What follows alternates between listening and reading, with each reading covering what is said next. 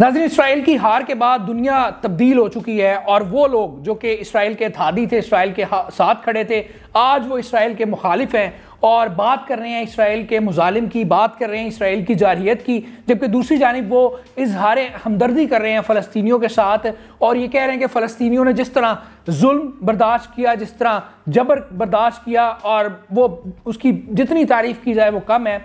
और ख़ास तौर पर वो मुमालिक जो इसराइल के साथ कंधे से कंधा मिलाकर खड़े थे, अब वो उससे पीछे हट चुके हैं और ख़ास तौर पर वो वेस्टर्न मीडिया जिसकी बुनियाद पर इसराइल ने जंग लड़ी, जो कि उनके साथ खड़ा था, उनके हक में रिपोर्टिंग कर रहा था, आज वो उनके खिलाफ है, उनके खिलाफ बातें कर रहा है और इसराइल की शिकस्त को हाईलाइट कर रहा है, पैलेस्टाइन की विक्ट्री की बात कर रहा है और वो तमाम मुजालिम की बात कर रहा है, वो नस्ल कुशी की बात कर रहा है कि जो इसराइल की जानिब से की गई है। तो अब जैसे मैंने आपको बताया कि चीज़ें बिल्कुल तब्दील हो रही हैं, तो इटली से खबर आई है, इटली के कैथोलिक चर्च ने 50 मिलियन टन इंसानी इमदाद भेजने का गज़ा में फ़ैसला किया है और उन्होंने कहा है कि गज़ा के लोगों ने जो कुछ बर्दाश्त किया, ये इमदाद उनके लिए बहुत कम है, बहुत थोड़ी है। साथ उन्होंने तारीफ़ की है फ़लस्तीनियों के जज्बे की, रेजिस्टेंस के जज्बे की, कि जिस तरह उन्होंने बहादरी के साथ मुकाबला किया, नस्ल कुशी का मुकाबला किया, जारहियत का मुकाबला किया, दहशत गर्दी का मुकाबला किया, इसकी पूरी दुनिया में मिसाल नहीं मिलती, बल्कि तारीख में मिसाल नहीं मिलती। तो ये कहना है इटली के कैथोलिक चर्च का, जिन्होंने एक बड़ी इमदाद का ऐलान कर दिया है। इसी तरह अगर इसराइली मीडिया की बात की जाए तो इसराइली मीडिया जंगबंदी के हवाले से ये कह रहा है कि ये इसराइल का मुकम्मल फेलियर है और इससे ज़्यादा कुछ भी नहीं है। उन्होंने कहा कि ये जो कुछ किया गया है इस मुल्क में, उसका खमियाजा जो है वो भुगतना पड़ेगा। अच्छा, मीडिया का ये भी कहना है कि जो लिस्ट है कैदियों की, उसको पब्लिश कर दिया गया है, जिन कैदियों को रिहा किया जाएगा उनकी लिस्ट को पब्लिश कर दिया गया है। इसके अलावा इसराइली मीडिया का ये भी कहना है कि डील जो है इसराइली सोसाइटी में बहुत परेशानियाँ लेकर आई है और ये डील हमारे लिए एक सज़ा है। मतलब ये इसराइली मीडिया ये कह रहा है कि हमारी सोसाइटी में ये डील हमारे लिए एक सज़ा है, इस डील से हम बहुत परेशान हैं, चूँकि उसकी वजह यह है कि इसराइल मुकम्मल तौर पर यह जंग हारा है, इसराइल को कुछ भी नहीं इस जंग से मिला, इसराइल ने अपनी सारी ताकत का इस्तेमाल किया। वहाँ पर जो लोग थे इसराइल के, अगर अंदरूनी हालात की बात की जाए तो इसराइल में बिजनेस मुकम्मल तौर पर तबाह हो गया, उनकी जो मल्टीनेशनल कंपनीज थी वो धड़म करके नीचे गिरी, वहाँ पर लोगों पर हमले हुए, सिविलियंस पर हमले हुए और हालात इतने बदतर थे कि लोग अपना मुल्क छोड़ने पर मजबूर हो गए। और वो इसराइल जिसको न्यू इमर्जिंग पावर कहा जा रहा था, वो इसराइल जिसको दुनिया की सेफेस्ट कंट्री कहा जा रहा था, वहाँ से तकरीबन 15 लाख लोग इसराइल छोड़कर दूसरे मुल्कों में मुंतकिल हुए। तो ये सारी सूरत हाल थी जिसकी वजह से इसराइली मीडिया ये बार बार कह रहा है कि इतनी तकलीफ़ें बर्दाश्त करने के बाद अब जबकि मुज़ाकरात हो गए हैं, डील हो गई है, तो हमारे लिए ये बड़ी परेशान कुन खबर है। हमारे लिए किसी डील सज़ा से कम नहीं है कि हमने जिस मकसद के लिए इतनी जद्दोजहद की वो मकसद में हम कामयाब नहीं हो सके। इसी तरह उनका इसराइली मीडिया के एक और बयान सामने आया है कि निहाल ब्रिगेड को शिमाल गजा से वापस बुला लिया गया है और आहिस्ता आहिस्ता जो है फौजों का इनखला होना शुरू हो गया है गजा से। अच्छा, एक और सर्वे रिपोर्ट सामने आई है, ये बड़ी इंटरेस्टिंग है कि 8% इसराइली हैं जिनको यकीन है कि नेतन्याहू हुकूमत ने गजा में तमाम मकासद हासिल कर लिए हैं और उनको लगता है कि उनकी जंग में जीत हुई है, जबकि उसके बरक्स 92% इसराइली इस बात के खिलाफ हैं और वो ये समझते हैं कि नेतन्याहू की हुकूमत की सबसे बड़ी नाकामी है ये जो जंगबंदी हुई है। और ये ना सिर्फ नाकामी इसराइल की है बल्कि ये अमेरिका की भी शर्मनाक नाकामी है। ये 92% लोगों का ये मौक़िफ़ है। मतलब एक तरफ 8% इसराइली ये कह रहे हैं कि हम जंग जीत चुके हैं, हमने अपने मकासद पूरे किए हैं और नेतन्याहू हुकूमत जो है वो इस मार्के में कामयाब हुई है, जबकि 92% मतलब कोई मैच ही नहीं है कि 92% लोग ये समझते हैं कि ये मुकम्मल फेलियर है नेतन्याहू गवर्नमेंट का, ये इसराइल का मुकम्मल फेलियर है, बल्कि इसराइल का नहीं बल्कि ये अमेरिका का मुकम्मल फेलियर है। चूँकि ये वही लोग हैं सारे जो कि ये समझते हैं कि जिस मकसद के लिए जंग छेड़ी गई थी वो मकसद हम अचीव नहीं कर सके, चूँकि जंग मुज़ाकरात के लिए नहीं थी छेड़ी गई। अगर मुज़ाकरात ही करने थे तो मुज़ाकरात तो 7 अक्टूबर के बाद हो सकते थे। क्या ज़रूरत पड़ी थी इतना कुछ करने की, इतना जुल्म करने की? तो वो ये कहते हैं कि अगर इतना जुल्म भी किया है, इतने अपनी तमाम ताकत को इस्तेमाल भी किया है, मिलिट्री ताकत को इस्तेमाल किया है, अपनी इकॉनमी को भी इस्तेमाल किया है, अपने मुल्क का बेड़ा गर्क भी किया है, तो मिला क्या है? देखें, आप किसी काम के लिए अपने इन्वेस्टमेंट करते हैं, आप किसी काम के लिए अपनी पूरी ताकत का इस्तेमाल करते हैं, और उसके बाद जब आप कामयाब हो जाते हैं, जो कि आप कामयाबी के लिए अपनी ताकत का इस्तेमाल करते हैं, तो फिर वो फेयर अच्छा है। लेकिन जब आप अपनी पूरी ताकत इस्तेमाल करने के बाद, इन्वेस्टमेंट करने के बाद, अपने रिसोर्सेज इस्तेमाल करने के बाद नाकाम हो जाते हैं, तो उसकी बहुत ज़्यादा तकलीफ होती है, वो बल्कि नाकाबिले बर्दाश्त होता है। तो यही सारा कुछ जो है वो इसराइल के साथ हुआ है कि वो अपनी तमाम तर इन्वेस्टमेंट करके, तमाम तर ताकत इस्तेमाल करके भी ज़ीरो, उसको कुछ नहीं मिला। अच्छा, इसराइली मीडिया ये कह रहा है कि जनाब तेल अवीव में गोलियां चलने के, फायरिंग के वाक़यात हुए हैं, और जिसके नतीजे में 3 इसराइली जो हैं वो ज़ख्मी हुए हैं, एक इसराइली हलाक हुआ है और एक की हालत जो है वो इंतहाई तशवीशनाक है। मतलब ये तेल अवीव जो कि इसराइली कैपिटल है, उसकी मैं खबर आपके सामने शेयर कर रहा हूँ। और ये अंदरूनी हालात, हमने आपको पहले ही कहा था कि जैसे ही जंगबंदी होगी उसके बाद आप देखेंगे, अभी अमल दरामद जैसे ही शुरू हो गया है, उसके बाद आप देखेंगे कि हालात बड़ी तेज़ी से तब्दील होंगे, और ख़ास तौर पर इसराइल में अंदरूनी जो इंतशार है उसका खदशा है वो फैलेगा। अच्छा, रूस के वज़ीर ख़ारजा जो हैं उनका ये कहना है कि बरतानिया का यूक्रेन का अज़ोन के समुंदर में साथ देना एक मनफी कदम है। याद रखें कि जो अज़ोन का समुंदर है वो रूस का अंदरूनी हिस्सा है। मतलब रशियन फॉरेन मिनिस्टर का ये कहना है कि बरतानिया का ये इक़दाम इंतहाई नेगेटिव है कि उन्होंने अज़ोन के समुंदर में वो यूक्रेन की जो है वो मदद कर रहे हैं, जो कि अज़ोन इनका अपना ज़ाती हिस्सा है, रूस का ज़ाती हिस्सा है। अच्छा, नौमुंतखब अमरीकी सदर डोनाल्ड ट्रंप ने इक़्तिदार संभालने के बाद अब मॉस्को दो तरफा तब्दीली नहीं देख रहा। मतलब ये बयान आया है मॉस्को से कि मॉस्को दो तरफा तब्दीली नहीं देख रहा। मतलब अब ये इंटरेस्टिंग चीज़ है कि डोनाल्ड ट्रंप तो मिलना चाह रहे हैं, जाहिर बात है मिलना चाह रहे हैं, तो वो बेहतरी के लिए मिलना चाह रहे हैं, वो मुस्बत रवैये के लिए मिलना चाह रहे हैं। लेकिन इस वक्त एक बयान आया है, अब इस बयान में किस हद तक हकीकत है ये तो वक्त आने पर पता चलेगा। लेकिन अभी ये बयान आया है कि मॉस्को दो तरफा तब्दीली का ख्वाह नहीं है। ठीक है, अब इसकी मैं डिटेल आपके सामने रखूंगा तो आपको अंदाज़ा हो जाएगा। उनका मजीद कहना है कि रूस के सदर की मुलाकात होनी है ट्रंप के साथ, लेकिन अभी इसकी कोई ऑफिशियल डेट सामने नहीं आई। उनका यह भी कहना है कि रूस की खारजा पॉलिसी में कोई तब्दीली नहीं आएगी, और अगर कोई मुआहदा होता है तो वो रूसी कौमी सलामती को मद्देनज़र रखते हुए किया जाएगा। मतलब ये भी नाज़रीन हो सकता है, चूँकि अभी एक तासुर फैल रहा है कि जनाब यूक्रेन रूस जंग जो है वो बंद हो जाएगी, रूस जो है वो करीब आ रहा है अमेरिका के, ट्रंप की जो मुलाकात है वो बड़ी मायने खेज मुलाकात होगी, उसका बड़ा इम्पैक्ट होगा रीजन पर, ग्लोबली बड़ा इम्पैक्ट होगा। तो अब चूंकि पता नहीं है कि उस मुलाकात के बाद क्या होना है, तो इसलिए ये जो पॉजिटिव खबरें चल रही थी, ये पॉजिटिव खबरें रूस के ऐसा भी हो सकता है कि रूस के खिलाफ चली जाएं। तो इसी वजह से शायद रूस ने ये एक डिप्लोमेटिक वे में एक जवाब दिया है कि हम दो तरफा तब्दीली के ख्वाह नहीं है, हम ये समझते हैं कि हमारी जो खारजा पॉलिसी है उसमें कोई तब्दीली नहीं आई और ना कोई तब्दीली आएगी, और अगर कोई मुआहदा भी होगा अमेरिका के साथ तो वो कौमी सलामती को मद्देनजर रखते हुए किया जाएगा। अब ये डेफिनेट है कि ये बयान इस वजह से सामने आया है चूंकि अभी चीज़ों को कुछ पता नहीं है और बहुत ज़्यादा पॉजिटिव इमेज कैप्चर किया जा रहा है अमेरिका और रशिया का। तो रशिया ये समझता है कि शायद इससे हमें कोई नेगेटिव इम्पैक्ट हो हम पर, इसलिए हम थोड़ा सा क्लियर कर दें कि हमारी खारजा पॉलिसी जो है वो तब्दील नहीं होगी, और अगर कोई अमेरिका के साथ मुआहदा होगा वो कौमी सलामती को मद्देनजर रखते हुए होगा। दूसरी तरफ जो यूरोप के तज्जिया निगार हैं उन्होंने कहा है कि अमेरिका कभी भी अपनी यूक्रेन के हवाले से पॉलिसी तब्दील नहीं करेगा, लेकिन इसके इम्कानात मौजूद हैं कि रूस यूक्रेन अमन मुआहदा हो जाए। मतलब वो ये कह रहे हैं कि यूक्रेन के वो साथ खड़ा रहेगा, यूक्रेन से हाथ नहीं उठाएगा जैसे उसने इसराइल से उठाए हैं, लेकिन ये इम्कान ज़रूर है कि रूस और यूक्रेन की अमन मुआहदा मतलब जंगबंदी उनकी हो जाए। इसी तरह तज्जिया नगारों का ये भी कहना है कि अमन मुआहदा करवाने में चीन और जर्मनी जैसे ममालिक अपना कलीदी किरदार अदा करेंगे। जैसे यहाँ पर कतर ने अपना कलीदी किरदार अदा किया, मिस्र ने अपना कलीदी किरदार अदा किया, इसी तरह वहाँ पर यूक्रेन रूस के मामले में ये कह रहे हैं कि चाइना और जर्मनी जो हैं वो कलीदी किरदार अदा करेंगे।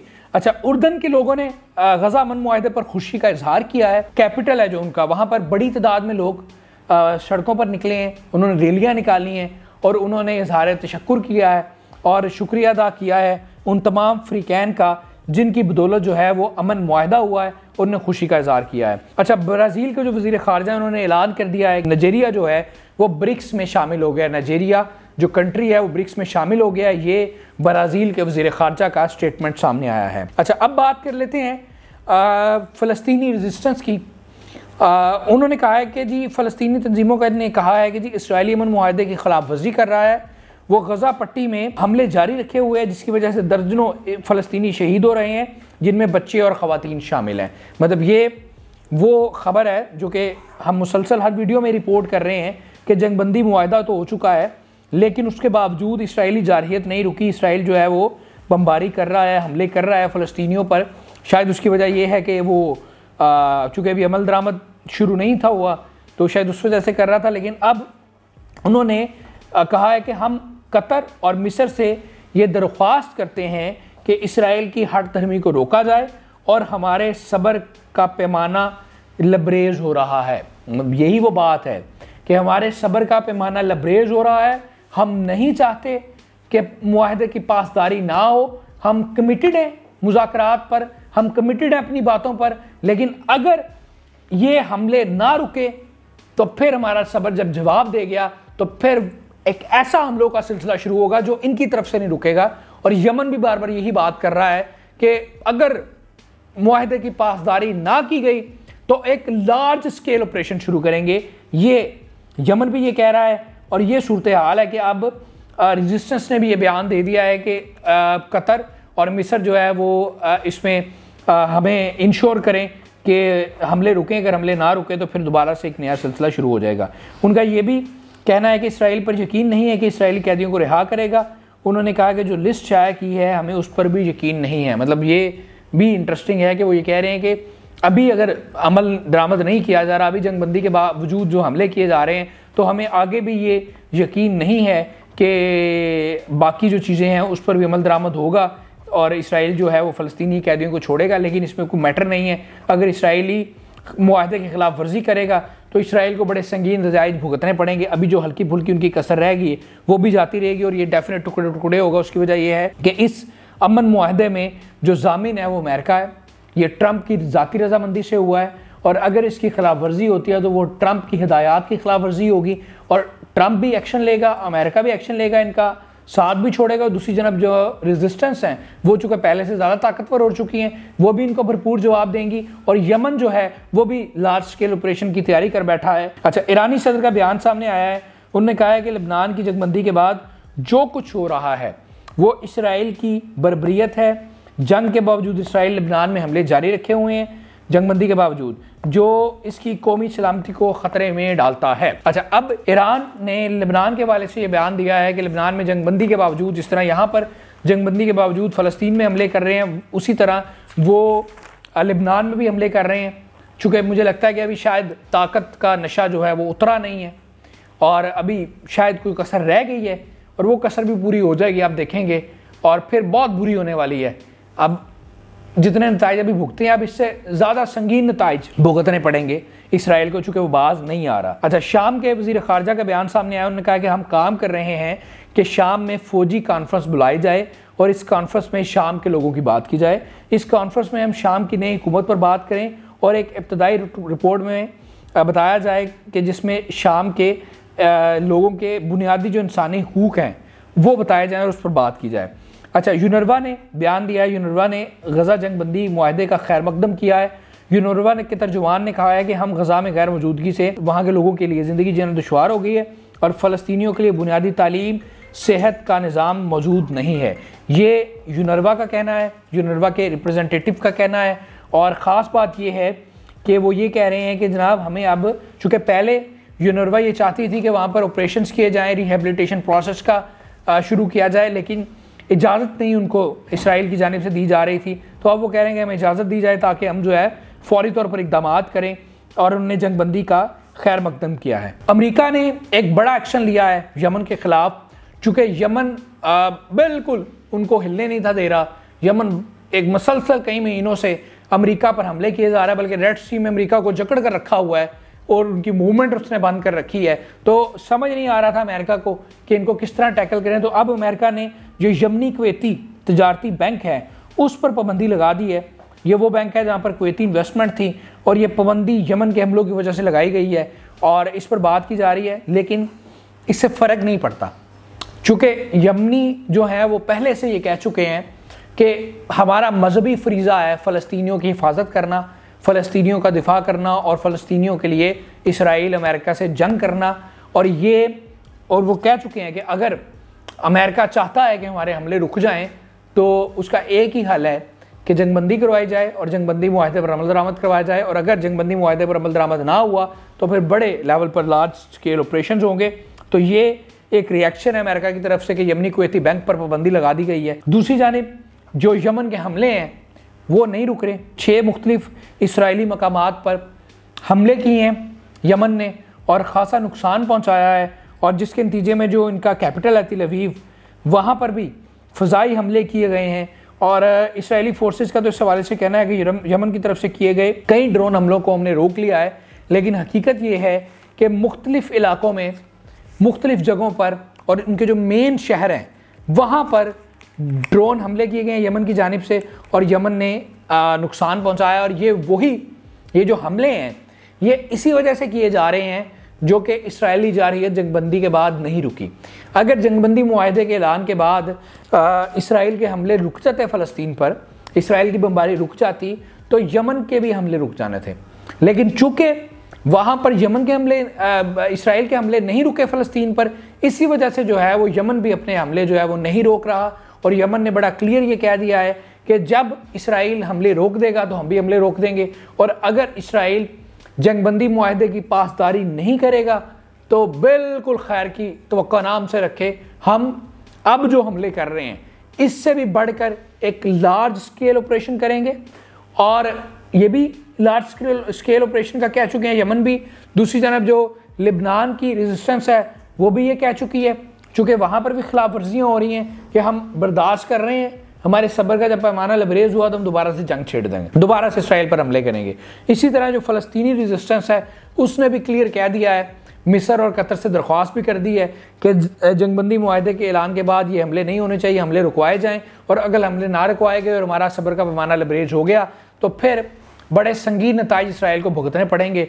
और इन तमाम जो तंजीमें हैं इनकी पुष्ट पर खड़ा होगा ईरान, जो कि नई मिडल ईस्ट की पावर है जिसने रिप्लेस किया है इसराइल को, ये क्लियर हो चुका है।